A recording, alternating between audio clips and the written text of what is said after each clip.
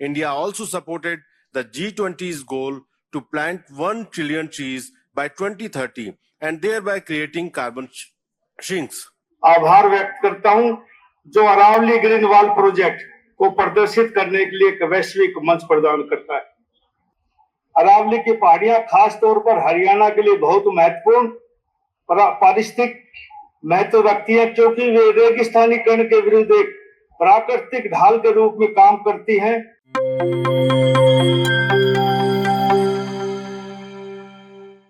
प्यारे दोस्तों, सादर अभिवादन। मैं हूं महेश कुमार वैद और आप देख रहे हैं एनजेपी हरियाणा।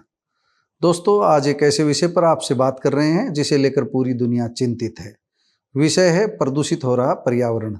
भारत के वन एवं पर्यावरण मंत्री भूपेंद्र यादव और हरियाणा के वन एवं पर्यावरण मंत्री राव नरबीर सिंह दोनों ही 2 दिसंबर को सऊदी अरब के रियाद सिटी में पहुंच चुके हैं।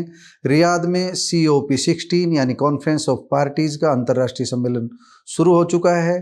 पहले दिन 2 दिसंबर को केंद्रीय वन एवं पर्यावरण मंत्री भूपेंद्र यादव ने अपने संबोधन में PM मोदी की पहल की चर्चा की, पर्यावरण को लेकर किए जा रहे भारत सरकार के उपायों की चर्चा की, 2030 तक 1 ट्रिलियन पेड़ लगाने के लक्ष्य की चर्चा की, इसके लिए किए गए उपायों की बात की। वैश्विक स्तर पर संभावित उपायों पर अपना नजरिया विश्व के विभिन्न देशों से आए प्रतिनिधियों के बीच प्रस्तुत किया। इसी तरह हरियाणा के वन मंत्री राव नरबीर सिंह ने भी मेजबान की भूमिका निभाते हुए PM मोदी, CM नायब सैनी और वन मंत्री भूपेंद्र यादव की ओर से किए जा रहे प्रयासों की सराहना की। वैदिक काल, वेद और गीता से हरियाणा के जुड़ाव से अपने संबोधन की शुरुआत की।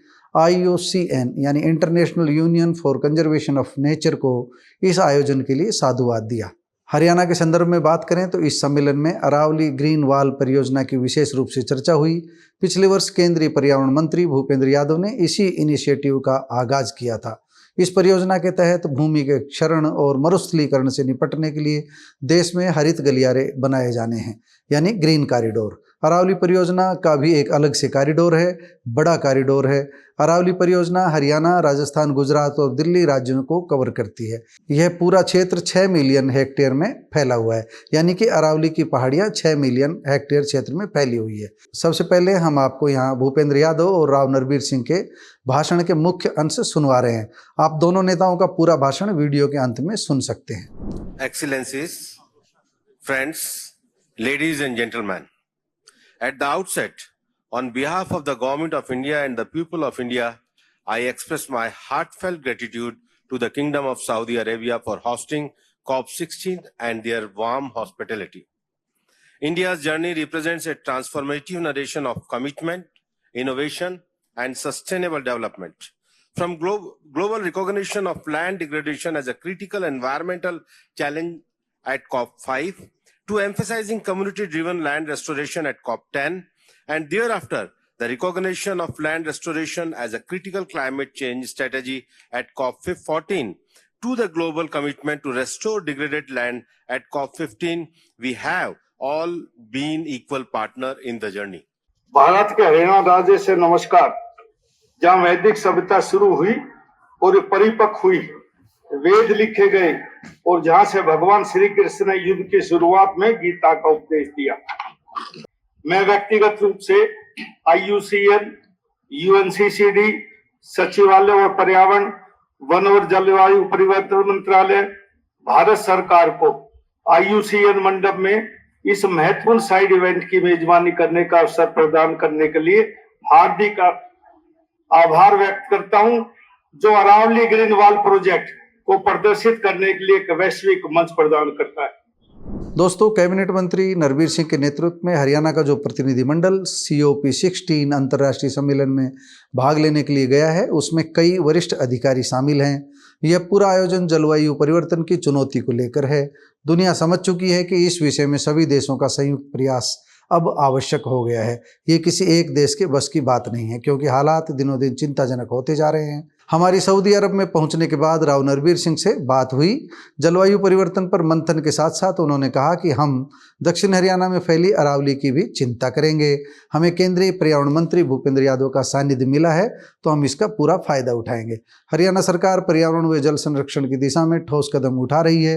रियाद में 2 से 13 दिसंबर तक हो रहा संयुक्त राष्ट्र मरुस्थलीकरण रोकथाम नाम का यह सम्मेलन यानी UNCCD इस दिशा में बड़ी पहल है। हम आपको बता दें कि भारत सरकार की ओर से पीएम मोदी पहले ही विकसित भारत 2047 के संकल्प में जलवायु परिवर्तन के लिए ऐतिहासिक कदम उठाने का ऐलान कर चुके हैं। रियाद सम्मेलन में दुनिया के कई प्रमुख देश शामिल हो रहे हैं। अब यह मांग भी जोर पकड़ रही है कि दुनिया के विकसित देश विकासशील देशों को तकनीकी और वित्तीय सहायता प्रदान करें ताकि जलवायु परिवर्तन के खिलाफ लड़ाई को प्रभावी बनाया जा सके, कार्बन उत्सर्जन को कम किया जा सके। भारत सरकार की ओर से शुरू की गई राष्ट्रीय सौर मिशन और जल जीवन मिशन जैसी योजनाएं निश्चित रूप से अब सार्थक रूप से आगे बढ़ रही है। भारत अब पेरिस समझौते के लक्ष्यों को प्राप्त करने के लिए भी पूरी तरह कटिबद्ध है, लेकिन जल, जंगल और जमीन बचाने के लिए कागजों से अधिक जमीन पर काम करना होगा। सबको काम करना होगा, किसी एक देश को नहीं, किसी एक व्यक्ति को नहीं, बल्कि सबको मिलकर काम करना होगा। सब देशों को मिलकर काम करना होगा। अरावली ग्रीन वॉल प्रोजेक्ट को समझने के लिए आप गूगल की भी मदद ले सकते हैं। संक्षिप्त में कहें तो यह गुजरात से लेकर दिल्ली तक फैली अरावली के दोनों ओर हरियाली चैन विकसित करने की बड़ी परियोजना है। हमें जैव विविधता की जरूरत को समझना है। ऐसा करके ही हम वन और वन्य जीवों को बचा सकेंगे। दोस्तों, राष्ट्रीय जैव विविधता रणनीति और कार्य योजना यानी NBSAP का संबंध इसी लक्ष्य को पाने से जुड़ा हुआ है। जब हम जैव विविधता पर कन्वेंशन के पक्षकारों के इस सम्मेलन की बात करते हैं तो इसका अर्थ है कॉन्फ्रेंस ऑफ पार्टीज, COP। केंद्रीय मंत्री भूपेंद्र यादव से यह उम्मीद की जा रही है कि वह इस संबंध में जरूर उचित व ठोस निर्णायक कदम उठाएंगे। जहां तक हरियाणा की बात है तो अरावली आज उतनी हरी भरी नहीं है जितनी 2000 के आसपास यूरोपियन यूनियन से मिले आर्थिक सहयोग के समय नजर आती थी। अब अरावली में जंगल सफारी की योजना भी विचाराधीन है। हमें नहीं पता कि इसका नेचर पर क्या असर होगा, प्रकृति को इसका नुकसान होगा या फायदा, अरावली के वन व वन्य जीवों पर क्या असर होगा। हम तो केवल यह चाहते हैं कि कुछ भी ऐसा नहीं होना चाहिए जो पर्यावरण की कीमत पर हो। अगर पर्यावरण को संरक्षित रखते हुए कोई प्रोजेक्ट सिरे चढ़ रहा हो तो ये हम सब के लिए गुड न्यूज़ रहेगी। अब गुड क्या है और बैड क्या है यह तो वन मंत्री व वन विभाग के अधिकारी ही बेहतर जानते हैं, लेकिन रियाद में अरावली पर चर्चा निश्चित रूप से हरियाणा सहित उन कई राज्यों के लिए अच्छी खबर है जिन राज्यों में अरावली फैली हुई है। चलते चलते आपको IUCN का छोटा सा परिचय। यह प्राकृतिक संरक्षण के लिए एक अंतर्राष्ट्रीय संघ है। ऐसा अंतर्राष्ट्रीय संगठन है जो प्रकृति के संरक्षण के लिए काम करता है। आज के दिन यह वैश्विक प्राधिकरण का रूप ले चुका है। अब डेटा एकत्रीकरण और विश्लेषण अनुसंधान सहित IUCN प्रकृति के संरक्षण के लिए दुनिया भर में काम कर रहा है।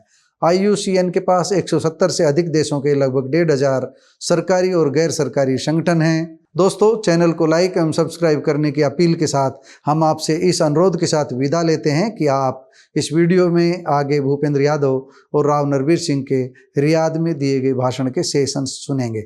नमस्कार, धन्यवाद। Recognizing the inextricable link between desertification and poverty during COP at Geneva, India too realized that land degradation was not just an environmental issue, but a critical socio-economic challenge.